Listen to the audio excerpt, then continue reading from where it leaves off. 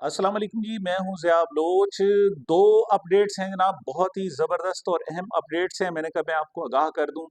पहली तो ये है जनाब कि इमरान खान साहब जो इस वक़्त अडयाला जेल में हैं, उनकी तरफ से किताब लिखने के हवाले से बड़ी अहम पेशरफ़्त सामने आई है जनाब।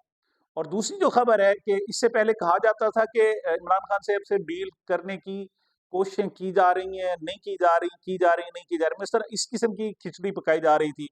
और आज जो मैं आपको कम से कम 3 सोर्सेज़ ऐसे हैं, जिनके ज़रिए मैं आपको बताऊँगा कि इमरान खान साहब के से डील करने की ना सिर्फ़ शदीद कोशिशें हो रही हैं, बल्कि इंतहाई दबाव डाला जा रहा है।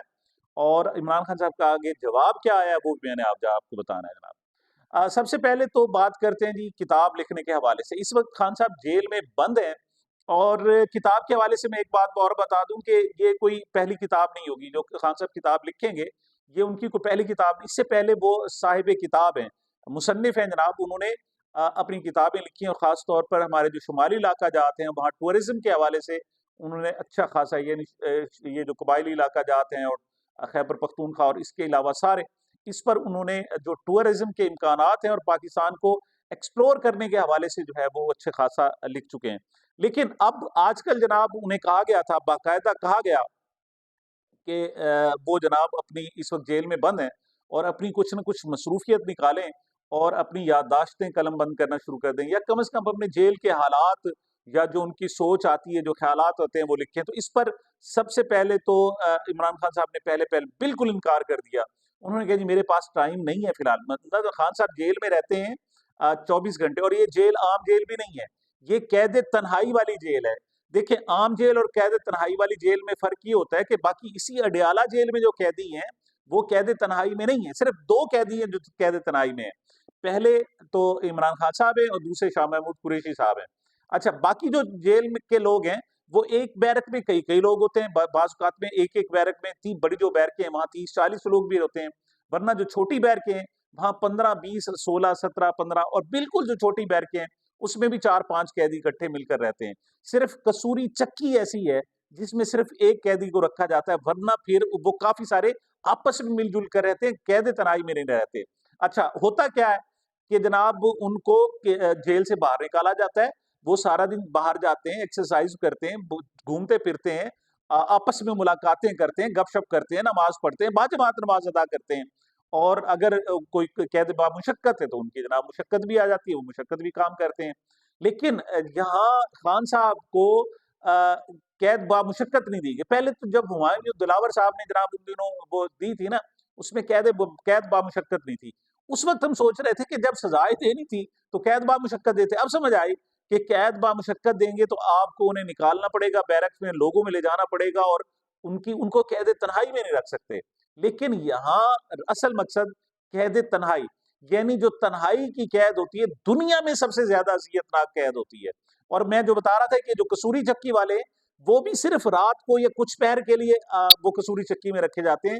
उसके बाद उनको भी बाहर निकाला जाता है और वो भी जनाब मूवमेंट उनकी होती है। लेकिन खान साहब की कोई मूवमेंट नहीं है और यहाँ तक के जो उनके जो पहरेदार हैं, पहले-पहले ये होता था कि उनको गेट पर खड़ा किया जाता था, खान साहब को वो नज़र आते थे। तो खान साहब पर असल में नज़र रखना भी बहुत ज़रूरी है, कैमरे तो लगे हुए हैं, लेकिन फ़िज़िकली भी उन पर नज़र रखना ज़रूरी है कि वो क्या एक्टिविटी है। क्योंकि बाज़ औक़ात कैमरों के जनाब वो कोई एक साइड पर बैठ जाए तो कैमरों में जनाब कम नज़र या उनकी उतनी अच्छे अंदाज़ में उनकी कवरेज नहीं होती। तो अब जनाब सूरत-ए-हाल ये है कि वो जो पहरेदार होता है, उसको भी इमरान खान साहब के सामने नहीं खड़ा होता। लेकिन इमरान खान साहब को पता होता है कि पहरेदार मौजूद है, तो होता ये है कि जनाब वो जो किताबें आजकल पढ़ रहे हैं, उन किताबों के हवाले से कोई अहम पॉइंट होता है तो वो डिस्कस करते हैं। मतलब वो लिख तो नहीं सकते वहाँ उन्हें अब लिखने की सहूलत भी खत्म कर दी गई है और नहीं नहीं प्रोवाइड की जाती, तो वो उनसे डिस्कस करते हैं। तो जो लोग जनाब पहरे पर होते हैं, उनके साथ उनकी कभी-कभी कोई बात हो जाती है, कोई चीज़ पूछ लेते हैं या उनको कोई चीज़ बता देते हैं, तो उस पर भी सख्ती की जाती है और अब कोशिश ये की जा रही है कि जो एक मर्तबा पहरे पर मौजूद हो, उसको दोबारा वहाँ पहरे पर ना रखा जाए, ताकि उनकी आपस में कोई ज़्यादा गपशप ना हो सके। तो ऐसी कैद-ए-तन्हाई में भी खान साहब कहते हैं जी उनके पास टाइम नहीं, उन्होंने जवाब क्या दिया? उन्होंने कहा जी मेरे पास टाइम नहीं है कि मैं आपको दूँ। लेकिन उनसे जो मुलाकातें हुई हैं, उनमें उन्होंने कहा है जी कि मैं आजकल कुरान पाक का मुताला कर रहा हूँ। अच्छा, किताबों के हवाले से उन्होंने कहा जी मुझे पढ़ने से फुर्सत नहीं, मैं लिख कैसे सकता हूँ? अब फिलहाल तो मैं सिर्फ अपनी स्टडी कर रहा हूँ, अपनी सिर्फ मुताला अपना बेहतर कर रहा हूँ जनाब। तो उनको जो किताबें लाके दी जाती हैं वो अक्सर उन्होंने पढ़ी हैं। कुरान मजीद का 3 मरतबा जनाब वो पूरा मुकम्मल ख़त्म कर चुके, और हदीस वो की किताबें भी वो उनके मुस्तकिल जो जो उनके ज़ेर इस्तेमाल और ज़ेर मुताला रहती। इसके अलावा जो हिस्ट्री पर और दीगर पर जनाब पर्सनैलिटीज़ पर वो बहुत ज़्यादा पढ़ रहे हैं। तो उनके अहले खाना, उनकी बहनें हों, उनके वकला हों, दूसरे लोग, उनके लिए मसला होता है कि यार कोई अच्छी किताब उनको जो है ना वो कम से कम लाजमी ली जाए। तो इस हवाले से बाकायदा रिकमेंडेशंस ली गई हैं। एतजाज अहसन से कहा गया है, दूसरे जो इंटेलेक्चुअल्स हैं उनसे कहा गया है कि जी आप कोई किताबें रिकमेंड करें, प्रेफरेबली अंग्रेजी में करें ताकि उनको जरा बेहतर उसको वो अंडरस्टैंड कर सकते हैं। तो वो जनाब नहीं कर रहे। हाँ, अलबत्ता वो कहते हैं नहीं मुझे कुरानी आयात जो हैं वहां से मैं थोड़ा सा जनाब वो इंटरेक्ट भी करते हैं। वो कहते हैं मैंने फलां जो आयत पढ़ी उसको मैंने अपने अंदाज में अपने हिसाब से जनाब अंडरस्टैंड किया। और आप जानते हैं खान साहब की अंडरस्टैंडिंग अपनी है। मिसाल कुरान जो हमारा कलमा पाक है ला इलाहा इल्लल्लाह, इसका जो तर्जुमा और मफहूम है, हालांकि ये 1400 साल से, लेकिन जो खान साहब ने उसको इंटरप्रेट आके किया है, उसकी जो तशरीह और तफहीम और जो उसका मफहूम बताया वो सबसे, यानी को उलमा आमतौर पर नहीं बनाते बताते कि हर हर जुल्म के सामने जनाब आप जब झुक जाते हैं तो शिर्क करते हैं। तो हर जुल्म के खिलाफ उठना असल में सबसे बड़ा जो आपका ईमान है वो ये है। तो खान साहब कुरान पाक को अपने अंदाज से फिर अब वो जब करते हैं तो फिर वो मतलब सर धुनता है ना बंदा, तो उनको कोई और नहीं होता, तो आमतौर पर पहरेदार होता है जनाब, उससे वो डिस्कस कर लेते हैं। अब पहरेदार का इंटेलेक्चुअल लेवल क्या है आप खुद समझ सकते हैं। तो फिर उनसे कहा गया जी आप कुछ ना कुछ लिखें। तो उन्होंने कहा जी नहीं मैं फिलहाल इस वक्त ना मूड में हूँ। तो हाँ, अलबत्ता वो कहते हैं जी मैं अपने बच्चों के हवाले से जब कुरान पाक पढ़ता हूँ या कोई अच्छी बात कोई जनाब किताब में से, तो मेरी ख्वाहिश होती है कि मैं अपने बच्चों से बात करूं। लेकिन गुज़श्ता इन साढ़े 4 महीनों में तकरीबन उनसे उनके बच्चों से सिर्फ एक मरतबा बात हुई है। तो फिर उनको जनाब कहा गया है कि आप अपने बच्चों को जो कुछ कहना चाहते हैं, कम से कम वो चीज़ ही नोट कर लें, कम से कम उसको जनाब हर तहरीर में लाएँ, उनके हिंट्स और रिकॉर्ड, और ताकि फिर जब आपकी मुलाकात हो या जब आपका टेलीफ़ोन पे बात हो तो उनको ये सारे पॉइंट्स बता सकें। इस पर जनाब उन्होंने आमादगी ज़ाहिर की है। उन्होंने कहा जी हाँ, बच्चों से मुराद सिर्फ वो कासिम और सुलेमान नहीं है, बल्कि बच्चों से मुराद सारे के सारे जनाब उनके पाकिस्तान के बच्चे उनके बच्चे हैं। तो उन्होंने कासिम सुलेमान की पोज़ीशन भी आपको बता दूँ कि कासिम और सुलेमान रोज़ाना तकरीबन रोज़ाना टेलीफ़ोन करते हैं अपनी फूफों को। चाहे नौरीन हो, डॉक्टर उज़्मा हो या अलीमा खान साहिबा हो, उनसे तो वो कहते हैं फूफो हमारी बात हमारी हमें कुछ, वो आने के लिए भी तैयार हैं, वो चाहते हैं जनाब आ जाएँ, लेकिन उनको रोका हुआ है। तो उन्होंने आमादगी ज़ाहिर की है जनाब खान साहब ने कि वो जो कुछ लेसन्स हैं, वो जनाब कलमबंद कराने के लिए तैयार हैं। अब उसकी क्या सूरत बनती है, क्या कोई उनको जेल में इजाज़त मिलती है, क्या उन्हें किताब खुद मिलती है कि वो खुद लिखें, या फिर कोई उन्हें ऐसा कोई मुशक्कत ही मिले जो उनको कानून में जायज़ है। साबिक़ वज़ीर-ए-आज़म है, जो थोड़ा बहुत पढ़ना लिखना जानता हो, तो उन्हें वो डिक्टेट कराते जाएँ, तो ऐसी सूरत बन सकती है। खान साहब इस पर आमादा हो गए हैं, अब उसकी अमली शक्ल क्या बनती है, इसको देखते हैं कि क्या होता है जनाब। तो ये बड़ी अहम पेशरफ्त थी जी, खान साहब जेल में किताब लिखने पर आमादा हो गए हैं, और ये अहम तरीन पेशरफ्त है। दूसरी जो खबर थी जनाब वो है कि खान साहब को बाकी डील की वो जनाब ऑफ़र्स की जा रही है। आमतौर पर हुकूमत से पूछा जाता है तो वो कहते हैं कि नहीं जी ऐसा नहीं हुआ, और खान साहब की भी बात है तो खान साहब भी कहते हैं मेरे मुझसे कभी कोई डायरेक्टली नहीं हुआ, लेकिन सर तोड़ कोशिश वजह क्या है जी कि सिस्टम काबू में नहीं आ रहा। जेल में बैठा अडयाला जेल में बैठा हुआ कैदी 804 समझे या 943 समझे, हर चीज उसकी गिरफ्त में है।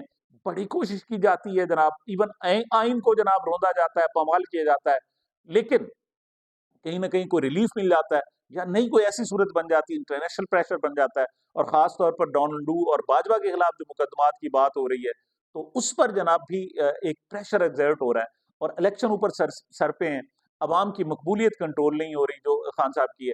ऐसे में जनाब शदीद तरीन कोशिशें की जा रही हैं कि खान साहब को किसी न किसी बात पर आमादा कर लो यार, और इलेक्शन से पहले कर लो और इलेक्शन करा दिए जाएँ, वरना इलेक्शन कराने मुश्किल हो जाएँगे। तो 3 जनाब कम से कम एस्पेक्ट्स हैं जनाब मैं आपको बताने वाला हूँ। पहला तो जनाब जो उनकी जो बहन है अलीमा खान साहिबा, उन्होंने कहा है जनाब, उन्होंने कहा है कि हाँ जी, हमें बिल वास्ता कहा जा रहा है कि आप अपने भाई को फलां बात कहें, अपने भाई को फलां बात करें, फलां बात कर दें, फलां बात कर दें। तो कहते हैं जी खान साहब का कोई बिल्कुल मूड नहीं है और उन्होंने इस हवाले से कोई भी बात करने से मना कर रखा है। और आपको पता है खान जिद्दी बहुत ज्यादा है। अगर उन्हें मैं अब तो वो छोटी-छोटी चीजें भी डिस्कस करता है कि मैंने फलां पढ़ा, ये पढ़ा, फलां बात हुई, ये हुआ, मुलाकातें हुई, दाल कैसी थी, रोटी कैसी थी। वो ये सारी चीजें डिस्कस करता है। वो कहता है जनाब उसके पास वक्त ही वक्त है। लेकिन उनकी बहनें कहती हैं जी कि हमने अगर कोई मैसेज वहां जाकर पहुंचाया तो खान साहब ने हमसे भी मुलाकातें नहीं करनी, फिर हमें भी अलाउ नहीं होगा कि हम खान साहब से बात करें। तो लिहाजा उन्होंने तो हाथ खड़े कर दिए। उन्होंने कहा जी हमसे जो चाहता है, जो उनके पास पैगाम लेकर आते हैं कि खान साहब को ये कहें, तो कहते हैं जी खान साहब आपके पास ही तो बैठे हुए हैं जनाब, आप जाकर उनसे बात कर लें, खुद बात कर लें, हमसे नहीं करें। हम उनकी बहनें और हम इसमें शामिल नहीं होना चाहते। हमने इलेक्शन नहीं लड़ा, हमने पार्टी नहीं संभाली, कुछ भी नहीं किया, सिर्फ इसी वजह से कि हमारा रोल बहनों का है और बुशरा बीबी का जो रोल है वो उनकी अहलिया का है। बुशरा बीबी ने के हवाले से उन्होंने थोड़ी-सी पेशरफ्त की है। उनके हवाले से क्या कहा जाता है कि बहुत कुछ उन्हें बताया गया, लेकिन बुशरा बीबी क्या कमाल की औरत है जनाब। जो कुछ होता है वो दिल में होता है, उसने कभी आज तक ज़ुबान नहीं खोली। उसके साथ ज़्यादती हुई, ज़ुल्म हुआ, जो भी हुआ, आवाज़ें कसे गए उन पर, मतलब कीचड़ उछाला जा रहा है, अब भी उछाला जा रहा है, लेकिन वो बेचारी खामोश है। तो इस हवाले से भी साहब ज़रा ज़ुबान नहीं खोलेंगी, लेकिन अलीमा ख़ास तौर पर वो ख़ासी वोकल हैं, वो कुछ कह देती तो उन्होंने कन्फर्म किया है कि वाक़ई जनाब उनसे कहा गया कि रोल अदा करें, अपने भाई को समझाएँ फलाँ, तो हमने जनाब हाथ खड़े कर दिए। हमने कहा जी आप खुद जाकर मिल लें, हम इस बात के लिए दरमियान में नहीं आएँगे जी। अच्छा दूसरा जनाब, दूसरा जो था वो नईम बुखारी साहब थे। मैं पहले भी एक वीलॉग में कह चुका हूँ कि नईम बुखारी साहब ने बाकायदा कहा है कि उनसे आकर कुछ लोग मिले और उनसे कहा जी कि जा आपका यार है वो, आपका बड़ा मतलब आपका इज़्ज़त करता है, एहतराम करता है। आप जाएँ और आप खान साहब को जनाब वहाँ जाकर समझाएँ और उन्हें जनाब कुछ पेशकश पेशकश उस वक़्त जो की गई थी, वो ये थी कि आप जनाब बाहर आकर मुल्क से बाहर चले जाएँ, कुछ अरसे के लिए चले जाएँ, लेकिन बाहर चले जाएँ। लेकिन नईम बुखारी साहब को आपको पता है वो नईम बुखारी भी मतलब वो उसने तो खुद ही इनकार कर दिया। उसने कहा जी ना खान मानेगा और ना मैं मानता हूँ। ये इस पर तो हो ही नहीं सकती बात, अगली बात करो जनाब। तो मेरे ख़्याल में नईम बुखारी साहब का कहना ये है कि सोच कम से कम उनकी ये है कि नईम बुखारी नहीं माने, लेकिन बहुत सारे लोगों को इस हवाले से बाकायदा फ़ोर्स भी किया जा चुका है। तो ये 2 सोर्स हो गए जी जिनकी तरफ से डील की कन्फर्मेशन हुई है। और एक तीसरा सोर्स अब मैं बता रहा हूँ जनाब, वो है चेयरमैन सेनेट सादिक संजरानी साहब। आजकल ये जो मैं आपको दिसंबर के एंड की बात कर रहा हूँ, इस वक़्त जो कोशिश की जा रही है, वो सादिक संजरानी साहब के ज़रिए की जा रही है और उन्हें जनाब मुख्तलिफ लोगों के हवाले से जो पीटीआई के लोग हैं इवन उनसे और पीटीआई से बाहर के लोग, सियासी लोग और गैर सियासी लोगों को अमाद के लिए कहा जा रहा है कि उनके ज़रिए खान साहब को कोई न कोई पैकेज, कोई न कोई जनाब चीज़ें अब क्या है जी पेशकश सादिक संजरानी साहब सदर मुमलिकत से मिले और सदर मुमलिकत से भी कहा गया है, तो सदर मुमलिकत ने भी जवाब दे दिया। उन्होंने कहा जी देखें, बात ये है कि खान साहब जो है ना, वो पहले मुझसे नाराज़ हैं। अब मैं कोई ऐसी बात नहीं करना चाहता कि मेरे मज़ीद कोई ताल्लुकात ख़राब हों। आप अब डायरेक्ट बात करें, जो भी बात करनी है आप उनसे डायरेक्ट बात करें। तो बहरहाल बात जारी है जनाब, ये मैं आपको बता देता हूँ कि बात जारी है। तो इब्तदाई जो इत्तलात आई हैं, खान साहब से ऑफ़र जो की गई, उन्होंने कहा जी खैबर पख्तूनख्वा तुहाडा होया। तो और भी आपको हिस्सा देते हैं, अपोज़िशन लीडर बनाते हैं, मुकदमात खत्म कराते हैं, ये करते हैं, वो करते हैं और अब ये शर्त भी नहीं है पाकिस्तान से चले जाएँ। अब तो ये है कि थोड़ा जो है जनाब हाथ हौला रखो और ये सारी ज़मानतें भी और हम कर लेते हैं। लेकिन खान साहब की तरफ से जनाब जो कहा गया है, वो ये कहा गया है कि आप फ्री एंड फेयर इलेक्शन कराएँ, उसके बाद देखेंगे क्या करना है। खान साहब मतलब इस लिहाज से समझें तो आबादा हैं। वो कहते हैं जी मैं आपकी बात मान लूँगा, लेकिन पहला जो मेरा मुतालबा है, वो फ्री एंड फेयर इलेक्शन करा के फिर मुझसे बात करें, फिर मैं आपसे बात करूँगा। तो ये जनाब उनको जवाब मिला है और मैं दोनों चीज़ें कन्फर्म कर रहा हूँ कि खान साहब जनाब किताब लिखने के लिए आमादा हो रहे हैं और दूसरा उनसे जो बातचीत का अमल है, वो मुख्तलिफ ये 3 सोर्सेज़ हैं जो सामने आए और जिनकी बाकायदा जिन्होंने बात की है। बहुत सारे ऐसे भी हैं जो साहब ज़रा बात नहीं करते और वो ऑफ द जो रिकॉर्ड जनाब बहुत कुछ चल रहा होता है, तो वो यकीनन चल रहा होगा। लेकिन ये जो थी, ये चीज़ें मैंने आपको बता दी हैं। तो ये जनाब वो पेशरफ़ थी जिनके हवाले से मैंने सोचा कि कम से कम आपको आगाह कर दूँ। मुझे मेरे इस चैनल को अपनी मोहब्बतों और दुआओं में याद रखिएगा। मिलते हैं छोटे से वक़्फ़े के बाद।